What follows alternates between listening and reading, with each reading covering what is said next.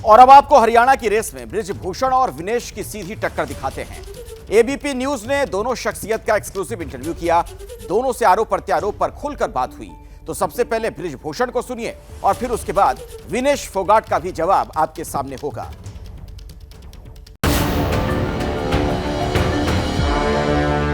बृजभूषण जी, विनेश फोगाट और बजरंग पुनिया कांग्रेस में शामिल हो गए। जी देखिए, 18 जनवरी को जब धरना प्रारंभ हुआ था और मुझे जब अपनी बात रखने का मौका मिला था तो मैंने कहा था इसमें कांग्रेस शामिल है,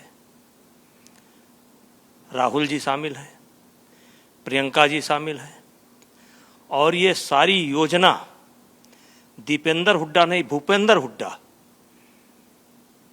ने मिल करके ये योजना इन्होंने रची थी। इसके पीछे दो मकसद था।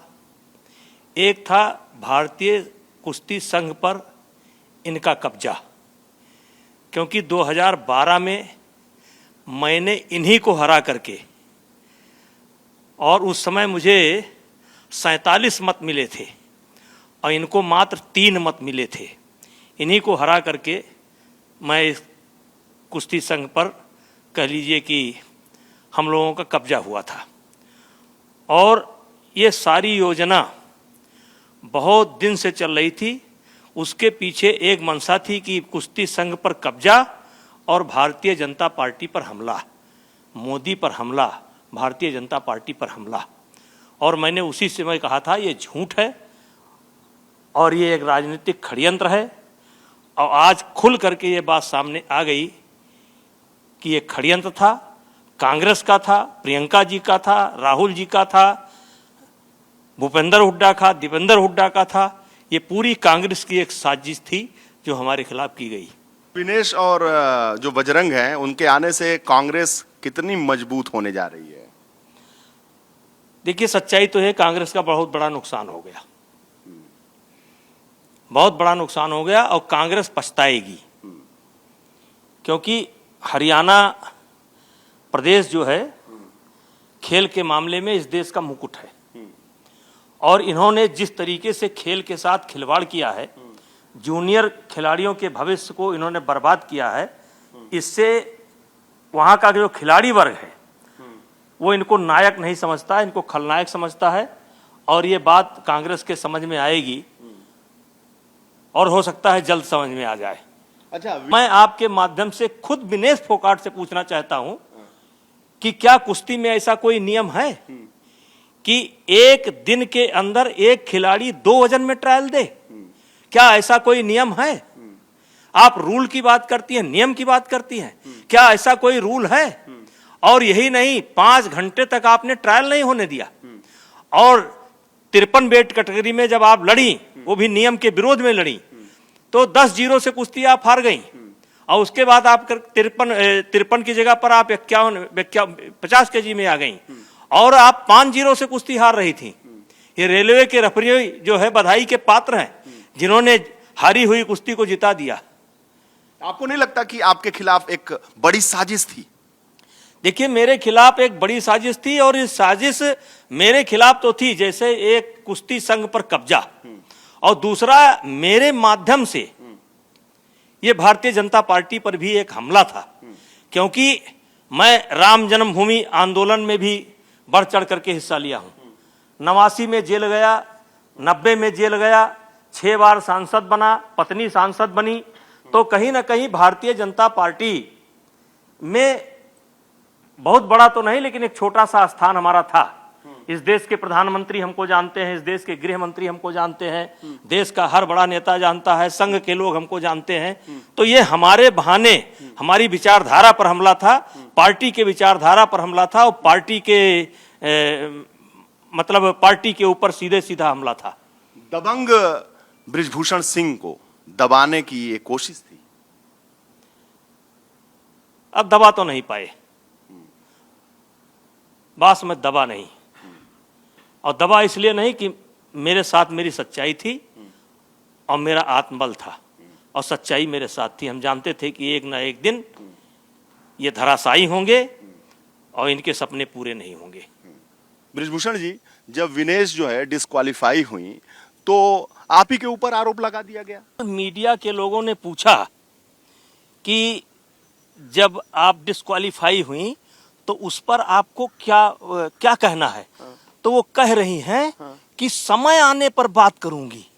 मतलब अभी तैयार नहीं हो पाई हैं कि इसका आरोप किसके ऊपर लगाया जाए, सरकार के ऊपर लगाया जाए या मेरे ऊपर लगाया जाए, किसके ऊपर, अभी वो मानसिक रूप से तैयार नहीं हो पाई हैं। वो इस सवाल को टाल जा रही हैं। कोई भी पूछ रहा है, कह रही है मैं बाद में खूब जब हमारा मेंटल लेवल ठीक हो जाएगा तब बताऊंगी कि, यानी कि अभी उनको सिखाया जाएगा, पढ़ाया जाएगा।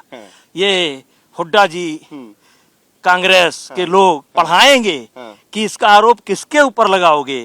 मतलब कि भूषण सिंह के ऊपर लगाने से फायदा है या मोदी जी के ऊपर लगाने से फायदा है या सरकार के लगाने से फायदा है, क्योंकि इस क्वेश्चन को लगातार वो टाल रही हैं। इस सच्चाई को स्वीकार नहीं कर रही हैं कि मेरा वजन कम था, वजन नहीं आ पाया। और ये कोई पहली घटना नहीं है, कई खिलाड़ियों के साथ हो चुका है। एक बार सुशील कुमार का भी वजन नहीं आया था, लेकिन वो स्वीकार नहीं कर रही, कह रही बताएंगे। अभी ये बताइए कि हर प्रांत की लड़कियां कुश्ती लड़ती हैं, मिजोरम की लड़ती हैं, मणिपुर की लड़ती हैं, हिमाचल की लड़ती हैं, महाराष्ट्र की लड़ती हैं, यहाँ की हरियाणा की, केवल एक अखाड़ा और एक फैमिली, एक अखाड़ा एक फैमिली। आपके दर्द को समझा जा सकता है। आप बताओ, आप इतना नीचे गिर गए, इतना नीचे गिर गए कि राजनीति के लिए आपने अपनी पत्नी का इस्तेमाल कर लिया। और वारे दीपेंद्र हुड्डा, वारे भूपेंद्र हुड्डा, आज बेटी बेटी की बात करते हो, राजनीति के लिए आपने हरियाणा की बेटी का इस्तेमाल कर लिया। आपने ये भी नहीं सोचा कि जिस दिन की घटना ये बता रहे हैं कि हमारे साथ घटी, उस दिन मैं दिल्ली में हूं ही नहीं। ये जब जनता के सामने आएगा तब आप क्या जवाब दोगे। मैं तो धिक्कारता हूं ऐसी राजनीति के लिए कि आप बेटी बेटी करते हैं, बेटी का सम्मान करते हैं। आप राजनीति के लिए बेटी की इज्जत बेच दी आपने, बेटियों को बदनाम कर दिया आपने, खिलाड़ियों को बदनाम कर दिया आपने। और इनको शर्म नहीं लगती है कि बजरंग कहता है कि मेरे पत्नी के साथ हुआ, विनेश कहती है कि मेरे साथ हुआ, जबकि दोनों घटनाओं के समय हम दिल्ली में है ही नहीं। एक घटना के समय हम सर्बिया बैठे हैं, एक घटना के समय हम सर्बिया बैठे हैं, दो घटना के समय हम लखनऊ में बैठे हैं। और घटना घट गई तो ये आने वाले समय में देश देखेगा। भूषण जी, हरियाणा में इसका जवाब देने आप जाएंगे? चुनाव ये लोग लड़ ही रहे हैं। देखिए, ये तो पार्टी का निर्णय होता है, लेकिन अगर मुझको पार्टी कहेगी तो मैं जरूर जाऊंगा। और खेल के कारण हरियाणा जो है देश का मुकुट है, और उस मुकुट के सामने मैं अपना सर झुका सकता हूं, झुकाऊंगा जाकर के, और बताऊंगा कि आपने, इन लोगों ने कितना नुकसान किया है और हरियाणा के बेटियों को कितना बदनाम किया है, खिलाड़ियों को कितना बदनाम किया है, दुनिया में बदनाम किया है। दुनिया उंगली उठाने लगी हमारे खिलाड़ियों के ऊपर। चुनाव में विनेश का क्या होगा? नहीं, विनेश का सुनिए, जब विनेश फोगाट इतने मेडल और जिस समय हम उनके साथ हरकत कर रहे थे, क्या एक थप्पड़ खींच करके मार नहीं सकती थी? क्या मुझको पटक नहीं सकती थी? क्या मुझसे झगड़ा नहीं कर सकती थी? क्यों चुप थी? और हमको तो लगता है कि विनेश फोगाट को जनता सबक सिखाएगी, क्योंकि उन्होंने हरियाणा की बेटियों को बदनाम किया है। बृजभूषण शरण सिंह के दिल की बात एबीपी न्यूज के साथ बिश्नोहरपुर से कैमरामैन हरिओम के साथ वीरेश पांडे। अब ये जुलाना विधानसभा क्षेत्र में ये मंदिर है, ये निराकार मंदिर है, कोई मूर्ति नहीं।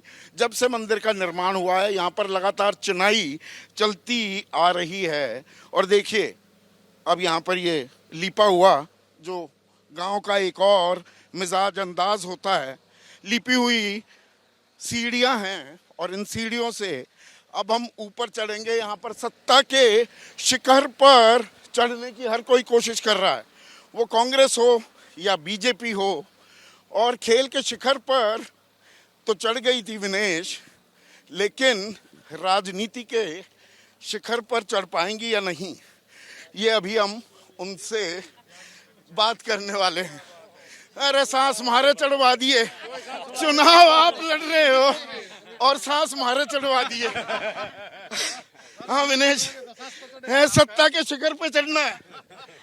नहीं सर, लोगों के दिलों पर राज करना है और वो हो गया है। हमारे लोग पूरा प्यार और सम्मान दे रहे हैं। ये पहलवानी का अखाड़ा छोड़ के ये राजनीति में क्या करना आगे? मैं आई नहीं हूँ, मैं बुलाई हूँ। मतलब ना, जितने भी लोग मिल रहे थे सबकी बेटा अब तुम्हें आना पड़ेगा हमारे बच्चों के लिए। ये तो मोदी जी से सीख लिया। मेरे को गंगा मैया ने बुलाया है, आप कह रही हैं जनता ने बुलाया है। कम से कम नहीं, मैं झूठ नहीं बोल रही हूँ। बहुत सारे लोगों ने कि नहीं आपको आना चाहिए, आपको आना चाहिए। मेरा बिल्कुल विचार नहीं था इस चीज़ के ऊपर, ना कभी जिंदगी में सोचा था, क्योंकि मुझे भी बहुत डर लगता है इन चीज़ों से। और सोशल लाइफ बहुत टफ लाइफ है। हम एथलीट के लिए तो बहुत ही ज़्यादा मुश्किल है। तो राजनीति में आई हो, आरोप तो झेलने पड़ेंगे। पहले तो अपने प्रतिद्वंदियों के दांव पेच, उनकी काट ढूंढनी थी। अब ये जुबानी तीर जो चलेंगे, ये चलने शुरू हो गए हैं कि ना जी कांग्रेस का षड्यंत्र था, कांग्रेस वाले ने बिठा दिए थे ये पहलवान। और अब ये आगे राजनीति में देखो जी, 2 + 2 4 हो गया, हेंस प्रूव्ड। सबसे पहले तो जब धरने पे बैठे थे ना सर, तो बीजेपी के 2 लोगों ने परमिशन लिया था जंतर मंतर पे बैठने का। तो वो तो ये पॉइंट ही नहीं है कि किसने बिठाया था, किसने तो आपकी बीजेपी ने पॉलिटिक्स की थी, हमने तो की नहीं। हम तो सच्चे मन से एक अच्छी भावना से बैठे थे। हमें हमारे साथ ही गेम कर गए उनके लोग ही, वो अलग बात है। लेकिन वो लड़ाई हमने छोड़ी नहीं, उस लड़ाई में हमने हार नहीं मानी है। अभी इतना सब हो रहा है ना, हमारे को कुछ तो ऐसा चाहिए ना जो हम इन दुश्मनों से, जो बड़े बड़े दुश्मन, उनसे कैसे लड़े। हमें वो इतनी ताकत नहीं हो रही है ना, उनसे लड़ने के लिए भी तो हमें भी तो ताकत चाहिए ना। हमें भी तो कोई जो वो बैक सपोर्ट ले रहा है बीजेपी का, हमें भी तो कुछ ऐसे चाहिए ना सपोर्ट। बैक सपोर्ट क्या, वो तो सांसद भी रहे हैं, अब उनका बेटा सांसद हो गया। वो तो कह रहे हैं कि ये विनेश आरोप लगा रही है, अगर मैंने ऐसा किया होता मेरे मुंह पर थप्पड़ मारती, थप्पड़ क्यों ना मारा उस टाइम। वही तो हमारी गलती रहेगी ना सर। ये लगा लो परमात्मा ने इतनी हिम्मत पहले नहीं दी, इतनी दे देते तो शायद बहुत सारी बच्चियां बच जाती। अभी थप्पड़ मारने का भी टाइम आएगा, सब कुछ आएगा। अभी वो बोलते हैं ना कि हरियाणा में एक हिंदी में कहावत है कि नाई के बाल है तो अभी आगे गिर जाएंगे। उसका तो भी रिजल्ट आ जाएगा। इतना क्यों डर रहा है वो, अभी इतना बौखला क्यों रहा है। ब्रजभूषण तो कह रहे हैं कि ये ऐसी राजनीति कर दी, ऐसा खेल करा विनेश ने, हमारे तो 5-5 मेडल आते रेसलिंग में और इन्होंने वो मेडल नहीं लेने दिए। नहीं सर, ये तो अपना मेहनत के ऊपर संघर्ष पे होता है सबका। वो मैं कौन मेडल लेने से रोकने वाला, अगर ऐसा लेने देने से मैं ही कर लेती, अपना ही ले आती मैं। हाँ। है ना, वो तो सबकी मेहनत है। हाँ। और वो तो अच्छा क्या है, पर आपने तो जीत लिया था मेडल। वो 100 ग्राम व कहानी कद सामने आएगी, अभी तक लोग ये मानने को तैयार नहीं। अगर भाई 100 ग्राम के पाछे मारा स्वर्ण या रजत पदक कैसे मारा गया। सर बिल्कुल कहानी है बहुत बड़ी। मंदिर में खड़ी हो आप, निराकार मंदिर में? नहीं, बिल्कुल मंदिर में खड़े हैं। कहानी है बहुत बड़ी, एक कहानी है और उसको जरूर बताएंगे। और वो मुझे ही बताएंगी एबीपी न्यूज पर। नहीं, बिल्कुल बताएंगे। बहुत गेम तो बहुत क्या बताइए ना, इन्होंने इनका बस चले तो पता नहीं क्या कर देते, लेकिन परमात्मा ने इतना बड़ा आशीर्वाद। कानूनी लड़ाई भी लड़ी जा सकती थी वहां पुरजोर तरीके से, उसमें बहुत हीला हवाली हुई, बहुत देरी हुई। इनको मौका मिल गया ना, मौका मिल गया। पेट में दर्द हो रहा था, ये विनेश कैसे जीत गई, इसने सुसाकी को कैसे हरा दिया, जिसको कोई दुनिया में हरा नहीं पाया। वही इनको प्रॉब्लम हो रही थी इस चीज से। और काफी ये जो बाद में भी जो कोर्ट केस किया वो मैंने किया है, उसके बाद में लॉयर आए हैं सरकार ने, वो दिखाने के लिए लॉयर भेज दिए हैं। जो होना चाहिए था वो नहीं हुआ, जो बोल रहे हैं वो सब सच नहीं है। जो इनसाइड जो मुझे पता है क्या हुआ था, कितना राजनीति में आने का एक बड़ा कारण क्या ये भी है, ये इंसाफ की लड़ाई पुरजोर तरीके से लड़ पाओ, वरना एक खिलाड़ी 2 दिन आदमी पूछे बाद में भूल जाए। यही सबसे बड़ा रीजन है। यही है मजबूरी है, हमारी मजबूरी है। रोड पे जाएं तो उधर से फेंक रहे हैं, ओलंपिक्स में जाए उधर से टांग खींच रहे हैं, जाए तो जाए कहाँ जाएं आप बताओ। चुनौती के लिए तैयार है। ये चुनौती के लिए तैयार किसने करवाया? राहुल गांधी ने करवाया, दीपेंद्र हुड्डा ने, भूपेंद्र हुड्डा ने, या आपके वर्स हाफ, बेटर हाफ तो आप हैं, सोमवीर राठी ने? तैयार किसने कराया या खुद मन बनाया? सुनो सबकी करो मन की, अपने मन की कर रही है। लेके कोई नहीं आया जबरदस्ती, सभी ने मेरे पे छोड़ा था कि आपको क्या करना है देखो। मैंने ही डिसीजन लिया ये। हमने मतलब मैं बजरंग साक्षी बैठे थे ऐसे, हमने ही सोचा कि इसके अलावा रास्ता नहीं है आपके पास में। ये तो ऐसी सिचुएशन में है, अगर मैं 2 साल पहले अगर हम जंतर मंतर पे नहीं बैठते, ये सब नहीं होता। वहां से जिंदगी ने जो यू टर्न लिया है, जो सीखा है अच्छा बुरा, उसके बाद ये सब डिसीजन